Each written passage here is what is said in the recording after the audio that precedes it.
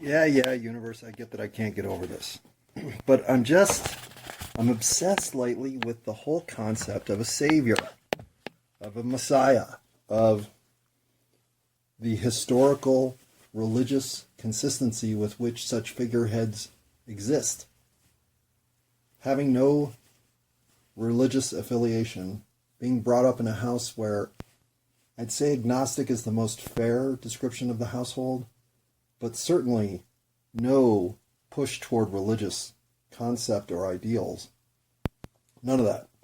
We were forced to go to one Christmas Eve or Easter service, I think, once, because my mom did have some religious background.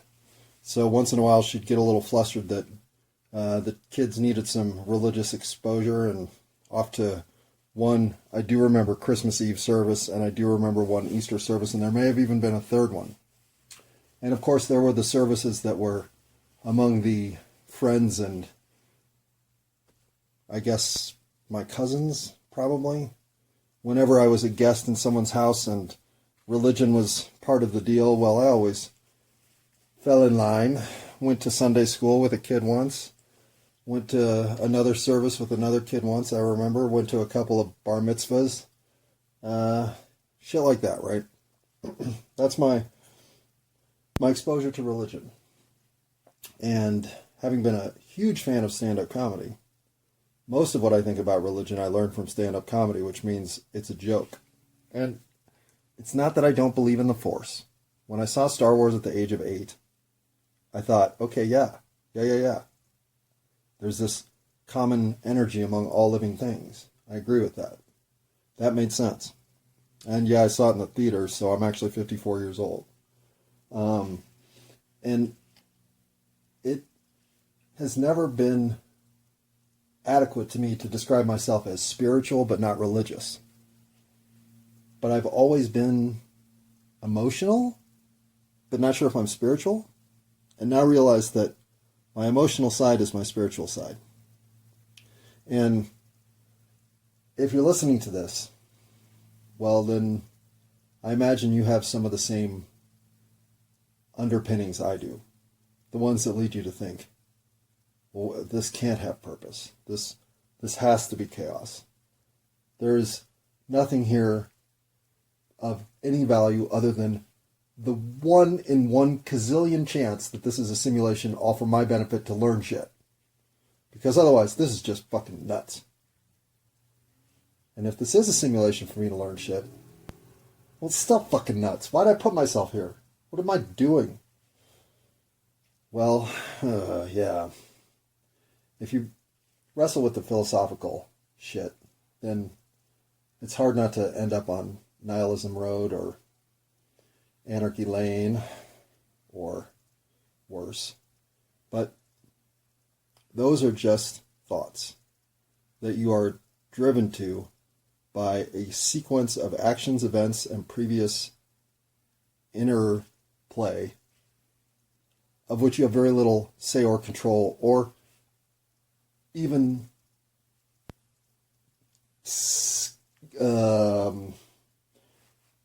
influenced by. But you don't feel that because this 3D reality is so vivid. It feels so all-encompassing that you can't escape the idea that it's not. In fact, it's as much a diorama of space-time and energy interactivity as it is anything. But it's a fluid diorama. It's one in which your participation actually is part of the scale of where the next diorama gets drawn. And because that diorama and the one that's currently in play are undetermined, what has come to create this situation is still in flux simultaneously.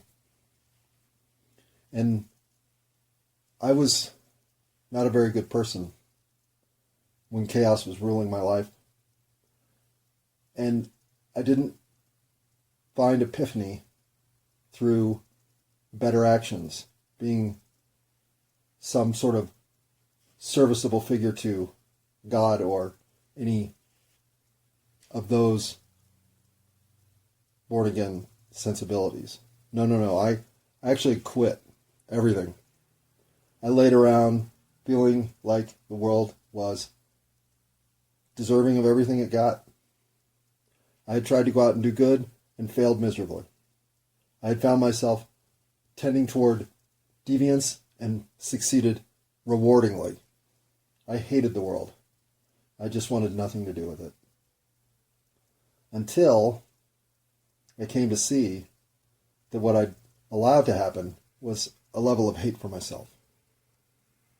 And now, I don't know where the self-love came from. I don't know who flipped the switches inside to make me realize all of what I was pursuing was vacant from the start, and that fulfilling lives looked like discovery from within. Yeah, okay. That New Age mumbo-jumbo was always, well, a pamphlet I didn't even want to pick up and throw away. And yet, without any level of connection, these fundamental pieces started falling into place. I didn't do it. It's as if old versions of myself that had been playing bridge or something off in a corner of the ethereal wonderment said, uh-oh, Fuckface is getting his Earth trip all screwy. Let's go inside and get his head screwed on straight. And I know that sounds dumb, but that's really how it feels. It feels like I've gained wisdom or just constitutional makeup from what, I don't know where. Like someone flipped a switch and said, you will no longer allow those who are being treated unfairly to not have a voice of support. You will stand by them until they recognize they are not alone. Yeah, okay, I can do that. You will forgive yourself and everyone around you for the actions that energetically were predetermined to exist as this circumstance in this moment of time exactly as they are. It's what you're going to do with them that matters next. So forgive everything that's come to this point. And do the right thing with the next moment that you have in time. All right, I can probably do that too. The forgiveness thing, though, that part.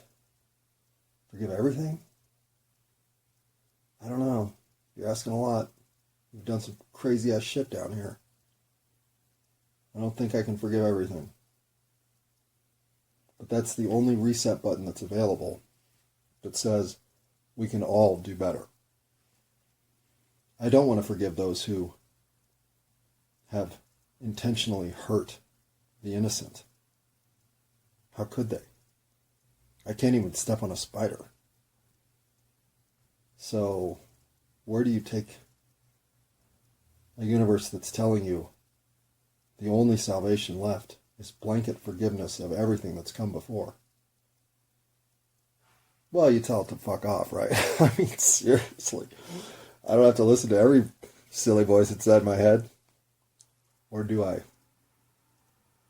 So I started living that way. I started thinking, okay, if I forgive everything around me, even those transgressions that have hurt me greatly, well, that's where I started to have a level of forgiveness for myself.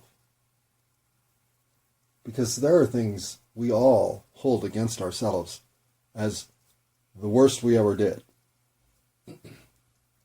I've actually explained what I consider the very worst thing I ever did in life in an episode in season 2. And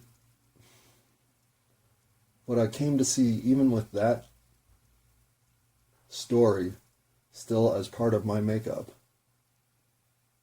well, you either allow that moment in time to become who you are, or you shackle yourself to that moment in time and allow it to always drag down who you could be, or you forgive yourself for moments of temporary misalignment in a world filled with influences trying to misalign you, and you head forward as the better version of yourself, knowing that version of yourself exists and can no longer be acceptable in a world filled with better things. That's fine, except when you turn around and see a world filled with worse.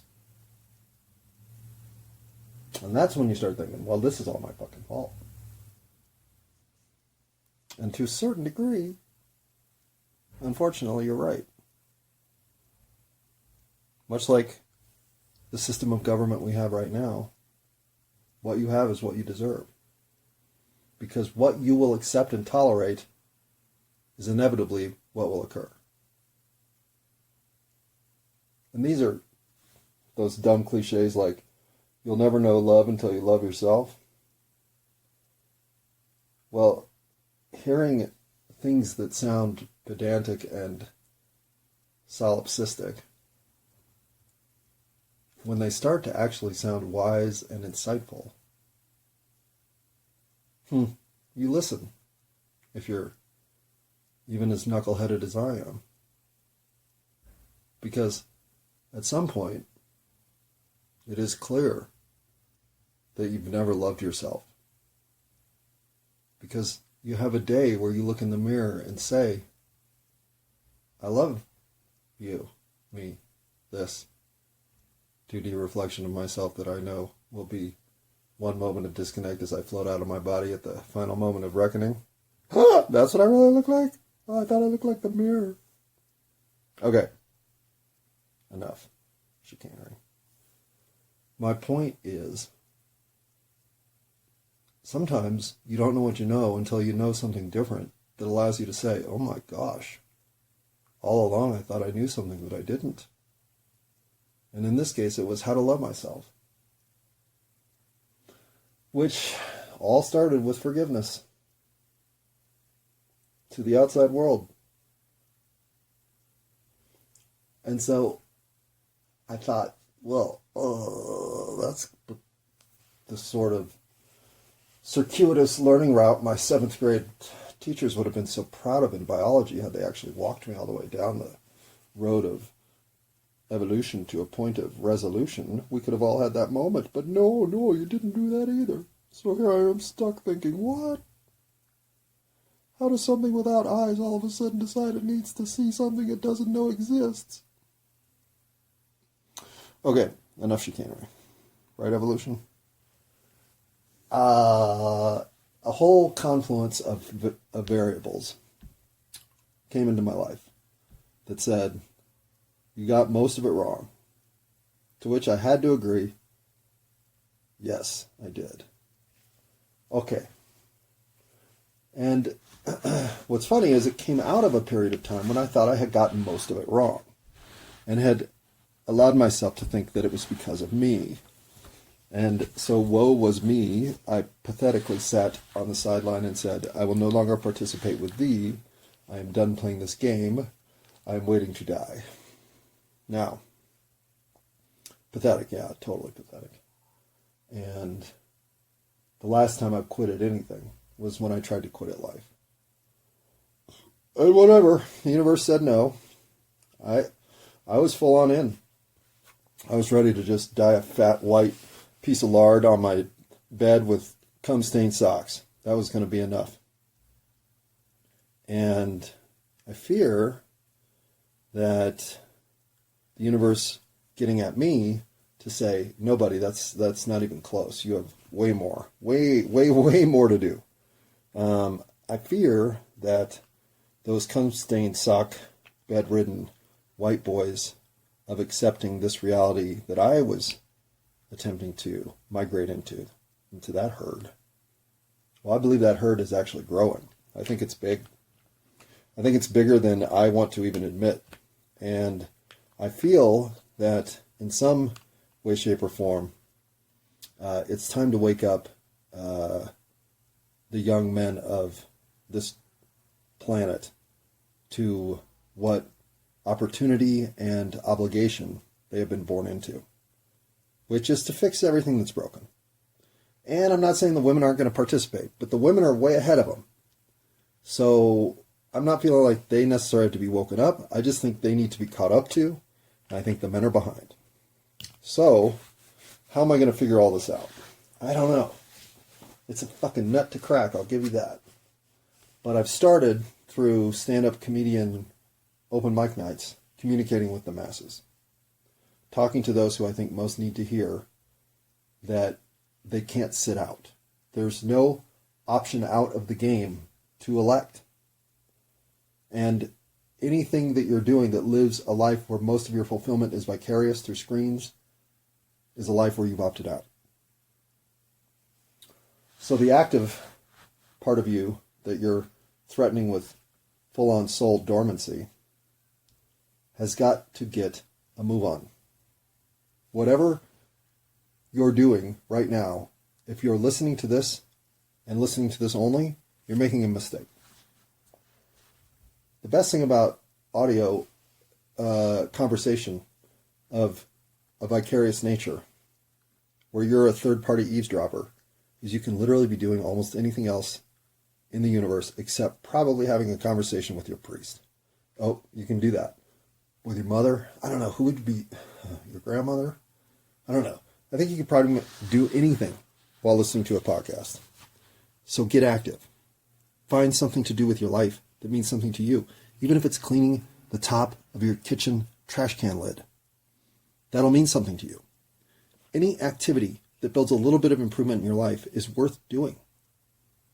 And whenever I've had a little spell of, oh man, I haven't done much for myself recently, I go find something that I can fix in my life. Today it was a bicycle rim that's been giving me aggravation because I hadn't properly seated the tire. And yes, it was going to be a pain in the ass to deal with that, but I finally dealt with it. Do you know how good I feel today? That rim is tight. That tire is perfect. Oh, I can't wait to go ride my bike right now.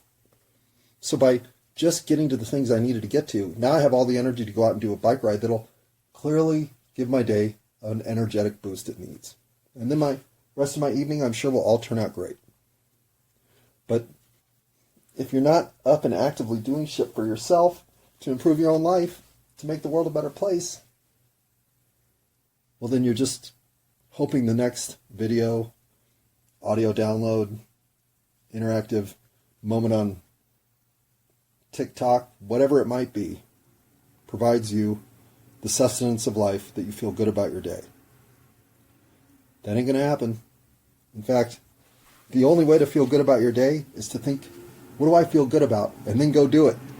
It's so stupidly simple. I hate to even tell you that that's what's up, but that, my friend, is what's up.